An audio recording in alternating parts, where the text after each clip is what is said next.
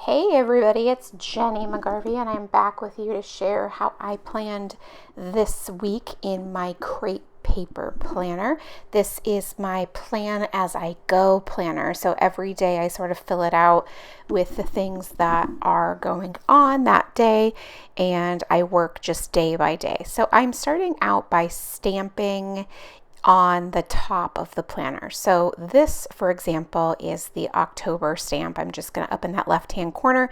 It has a spot for the month because this is an undated planner. I also am going to use these stamps from Citrus Twist to do the dates, but I'm not going to do that before I date the planner in terms of like the days of the week. This is a Sunday start, and I prefer Monday start. So I bought these stickers, and I only bought a couple sheets of them because I wasn't sure if they were going to work for this purpose. Newsflash, they're perfect and I love them. And I love redating this planner with these. They work perfectly and the font is super cute. So now I can stamp these numbers across the top for the dates, and I love having the ability to do this. It really allows me to change the color or the font of the stamp, the size, that type of thing as well. So each week, depending on the theme, I can make it different and match perfectly to what I am interested in for that particular week, as opposed to a planner that has this already in there and I am tied to what it has.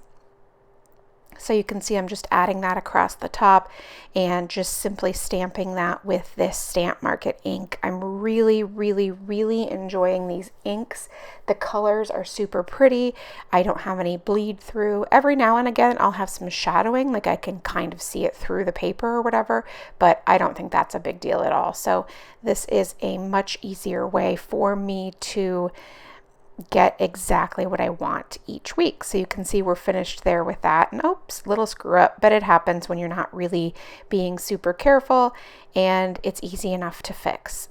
And I fixed it by simply lining the stamp back up and restamping without putting any additional ink on.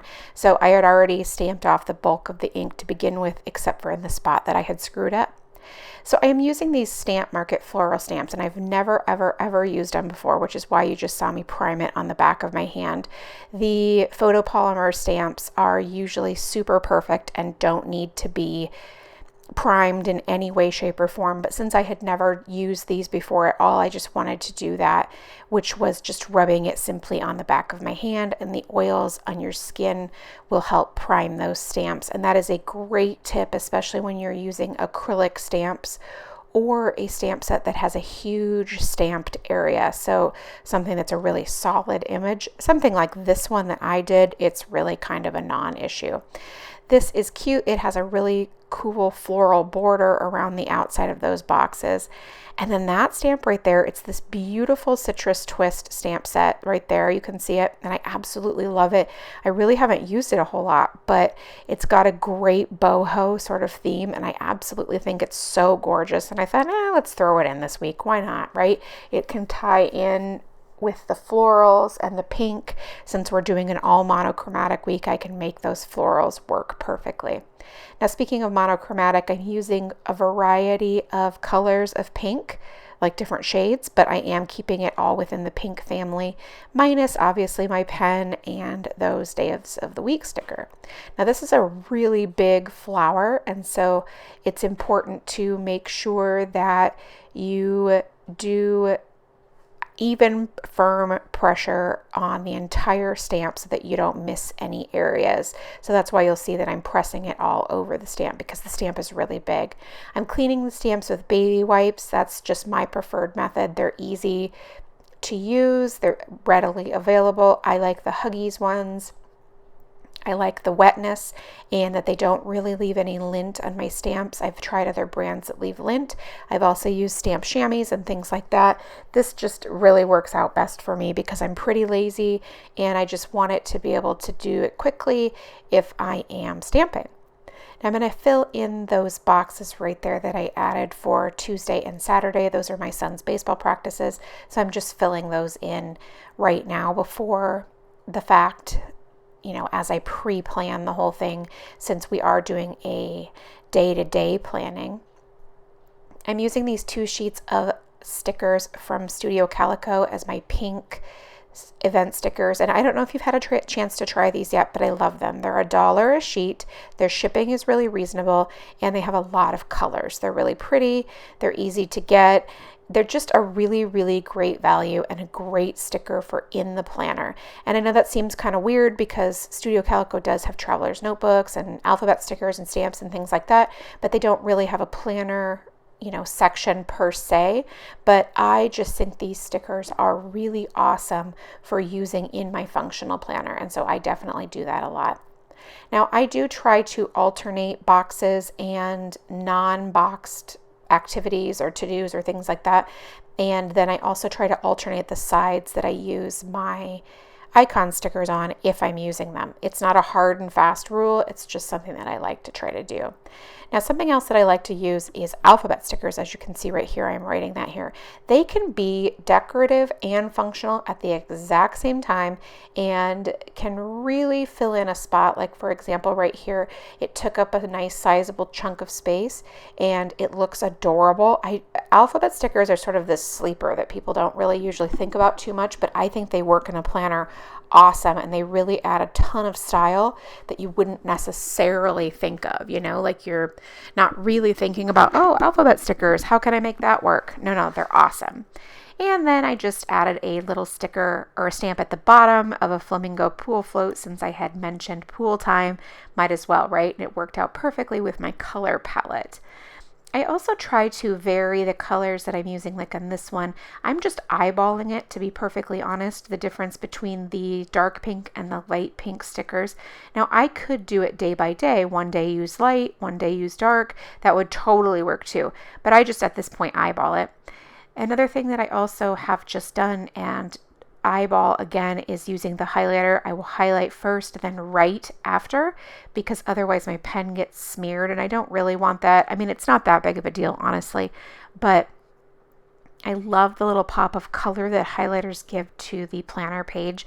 I know a lot of people use them to notate that they finished an activity or something or a to-do, but I just like it for the color and the design that it gives the page.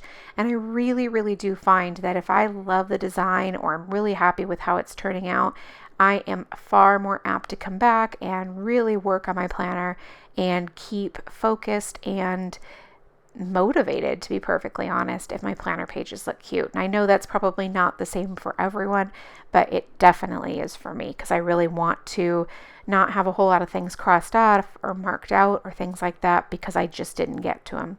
Now, this is my DIY sticker book that I have made. It is sticker paper. The whole thing is sticker paper. I will link it up for you below.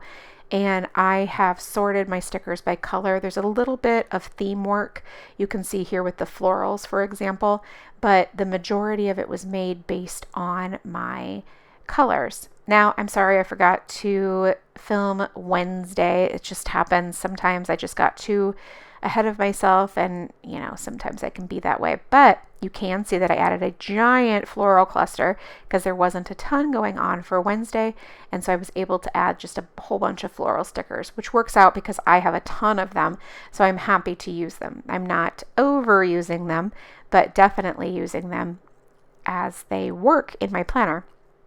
I'm flipping through looking for the little icons. This is my sort of independent sticker shops, how I keep the really functional ones. The first part of the book is mostly boxes and the last part is mostly icons. That's, has a loose interpretation for me. I'm not really stringent upon my guidelines for that. It's just a loose idea and it helps me find the things. And I get better. I just reorganized this whole thing recently, and so I get better as I go in terms of finding things like, oh yeah, I remember the shopping stickers are right by the laundry stickers or whatever the case may be. So you can see here the alternating between the boxes and then the non-boxes right there. I just really like having that balance. I think it keeps moving things throughout the page. And look at that, floral stickers galore. Do you see all those? And I have a big section, an entire box left to use down there. So I used one of the really big flowers, which can be difficult if you have a lot of plans. But I obviously was also not busy on Thursday either, which it's 2 days in a row that I didn't have a ton of stuff going on, but that's okay. Now we can move on to Friday, I think the best day of the week, and we're going to continue using the Studio Calico label stickers, both the pink lemonade and I think the dark pink might be called flamingo if I remember correctly. I just think they're really pretty, inexpensive, and a great way to get a pop of color in your pages. Now you can see that I have staggered those boxes throughout the day, and I will continue that trend with not only staggering the boxes, but going back and forth in between, writing things maybe with an icon or without in between those boxes. So if I have the icon, I use it. Obviously, I don't worry about it if I don't. And I really am pretty judicious about if I order an icon or not. I mean, I have a lot of them, but I really don't go crazy in terms of ordering like every little thing. I really check and wait and see if it's something that I will use long term before I buy it. I'm not looking to have a ton of overlap or a ton of things that I'm not actively using at this point.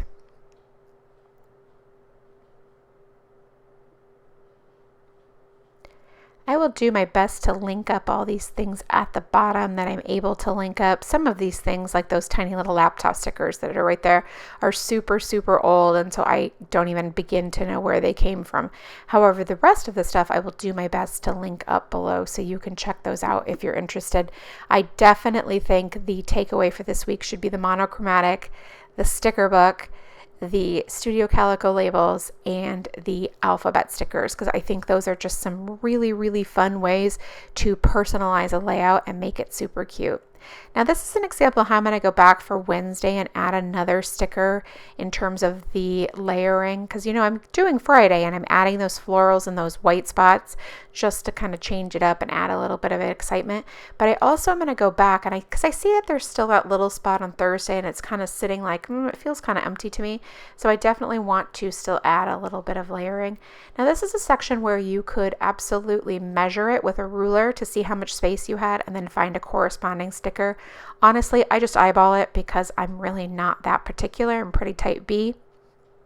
And so it doesn't matter to me if it overlapped a little bit, or I could just use my scissors to trim part of the sticker off. I would be perfectly okay with that. So that's not really that big of a deal.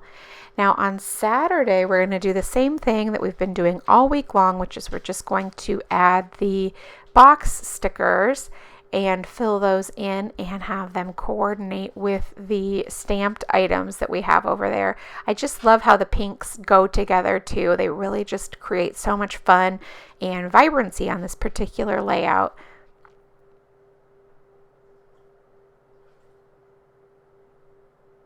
Using every last little bit of space on Saturday because there's definitely not a ton of it thanks to the stamped items that I already had on Saturday.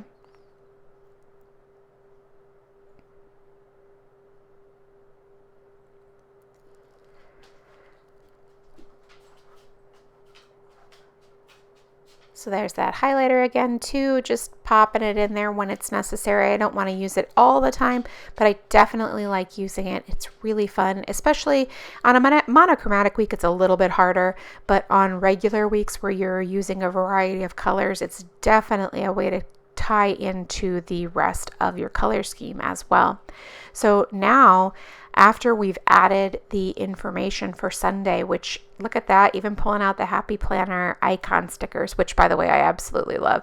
But once I have written down all the things for Sunday, I'm able to just go ahead and add my decor for the rest of the week, filling in with more flowers. And I could have even added washi if I'd had room for it, but really in the end, but by the time I added them with my stickers, washi wasn't necessary this week. So now you can see I'm leaving just a spot open in the middle of Sunday to add some more of those florals. So I've added plants at the top and plants at the bottom. And again, bottom is really sort of relative because at the actual bottom there is that stamped image, but the bottom of the white space that was left, if I'm right, or if I'm not mistaken. The little icons can really just be so cute too. I absolutely love them because sometimes you can have little characters like this particular one, or you can just have the straight up icons, and then that is it. So thank you so much for stopping by and watching. I do appreciate it. If you have any questions or comments, leave them in the box below and I'll do my best to get back to you. Otherwise, check out the links in the box and leave me a thumbs up. Thanks so much for watching. Make it a great day.